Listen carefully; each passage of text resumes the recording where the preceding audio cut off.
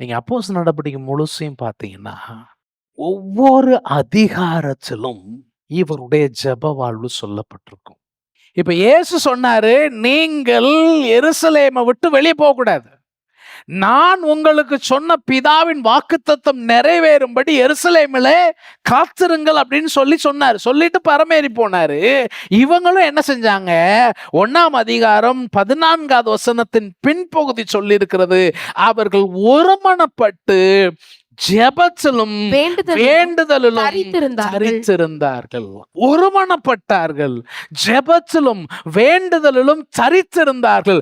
இன்றைக்கு எந்த சபை ஜெபத்திற்கும் வேண்டுதலுக்கும் பிரதான இடத்தை கொடுத்து ஒருமனப்பட்டிருக்கிறதோ அந்த சபைதான் தேவனுடைய சித்தத்தின் மையத்தில் இருக்கிற சபையாக இருக்க முடியும்.